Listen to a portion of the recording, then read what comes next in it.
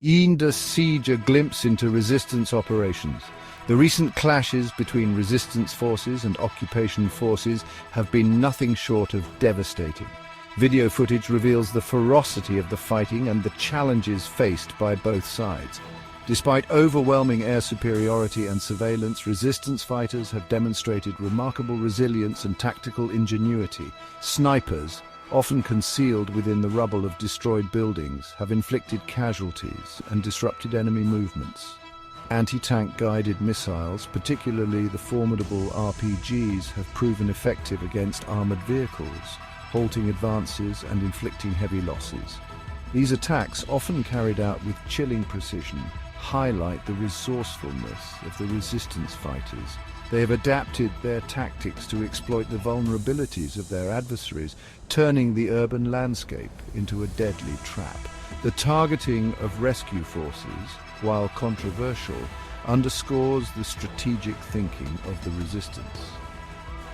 By striking at the enemy's capacity to evacuate casualties, they aim to erode morale and disrupt operational capabilities. Each successful attack sends a powerful message. Even attempts to mitigate losses will be met with fierce resistance. This calculated approach to warfare, coupled with the unwavering determination of the fighters, has forced the occupying forces to re-evaluate their tactics. The conflict has become a deadly game of cat and mouse, with both sides struggling for an advantage in the ruins of a shattered city.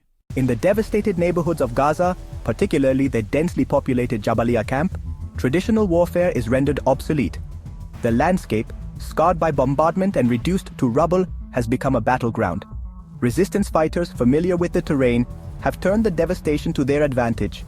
Buildings shattered into precarious skeletons offer concealment and vantage points. Tunnels provide hidden pathways for movement and communication. The lack of conventional cover has necessitated a shift in tactics. Concealed charges, strategically placed, have replaced exposed launcher masts. This adaptation reflects a deep understanding of the enemy's expectations. From open terrain to urban labyrinth, the shifting battlefield, early ground offensives saw resistance fighters on the outskirts of Gaza. As the conflict progressed, the battlefield transformed dramatically. Narrow streets and debris negated the technological superiority of the invaders. The war devolved into brutal close-quarters combat. Small, mobile units of resistance fighters engaged in hit-and-run attacks. This shift has presented a significant challenge to the invading forces. Unity in the face of adversity, the Joint Operations Room. A pivotal development in the recent clashes has been the emergence of a Joint Operations Room, unifying the diverse Palestinian resistance factions operating in Gaza. This unprecedented level of coordination, spearheaded by the Qassam Brigades, Hamas's military wing, marks a significant evolution in the resistance's operational capacity. The Joint Operations Room serves as a central command center, facilitating real-time communication and coordination between the various groups. This unified approach has streamlined decision-making processes, allowing for swift and decisive responses to enemy movements. Moreover, the Joint Operations Room has fostered a greater sense of unity and shared purpose among the different factions. By pooling resources, sharing intelligence, and coordinating their actions, the resistance groups have amplified their impact on the battlefield. The establishment of the Joint Operations Room signifies a maturation of the resistance movement. It reflects a recognition that in the face of a powerful and technologically advanced adversary, unity is paramount to survival. This unified front has not only enhanced the effectiveness of the resistance, but has also presented a more formidable challenge to the occupying forces, who now face a more coordinated and determined enemy. Section 5. Fighting in the Shadows, Hamas's Grey Zone Warfare. Hamas's strategic use of grey zone warfare has become, a defining characteristic of the conflict. This approach, characterized by operating below the threshold of conventional war, seeks to achieve political and strategic objectives through a combination of military and non-military means. Rocket attacks, while lacking the precision of traditional air power, serve to terrorize Israeli communities and erode morale. These attacks, often indiscriminate in nature, highlight the asymmetrical nature of the conflict. The launching of rockets from densely populated areas, while condemned by many, underscores Hamas's willingness to exploit civilian suffering to achieve its objectives. The organization of mass protests along the Gaza border fence, often met with lethal force, is another hallmark of Hamas's grey zone tactics.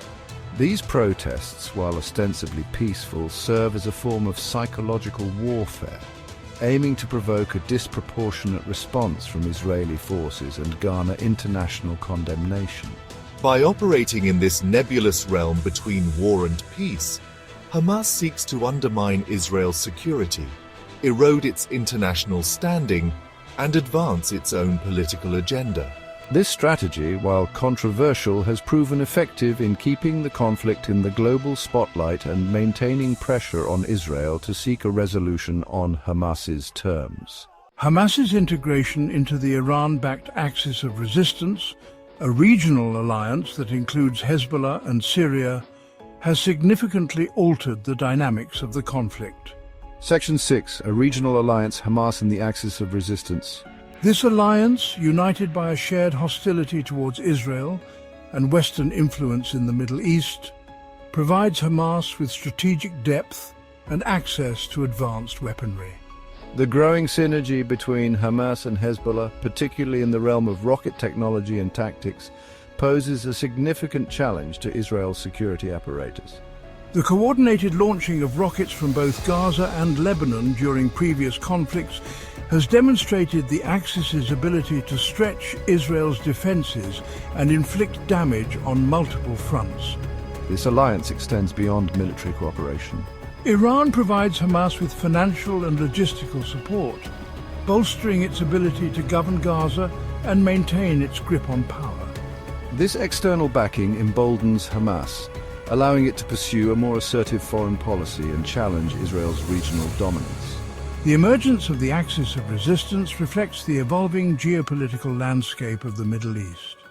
For Hamas, this alliance represents a strategic lifeline, providing it with the means to resist Israeli pressure and advance its objectives on a regional stage. Within Gaza, internal tensions have often been exacerbated by external influences, particularly from Iran. The support from Tehran is a double-edged sword for Hamas.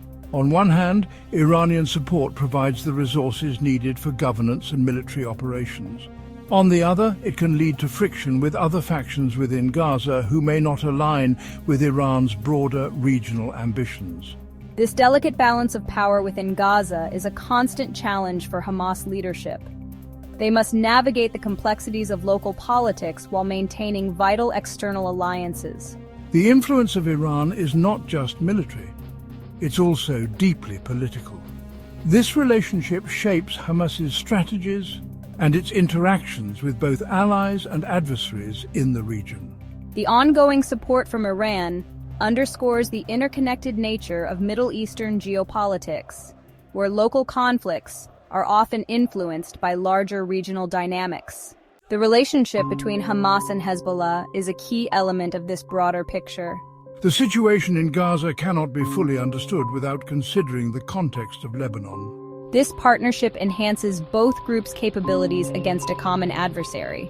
Hezbollah's experience in asymmetrical warfare and its strategic depth in Lebanon provide a model and support for Hamas in Gaza.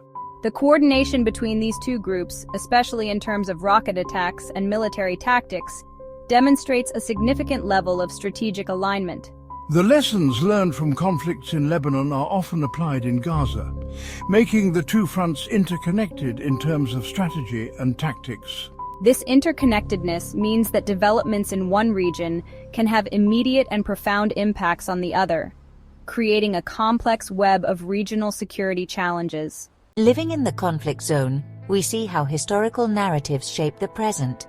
These narratives are not just local, they are part of the international discourse that shapes global perceptions and policies. For us, the historical context is a daily reality.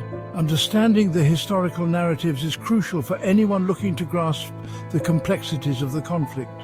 The international community's engagement with these narratives can either help to resolve conflicts or, unfortunately, sometimes exacerbate them.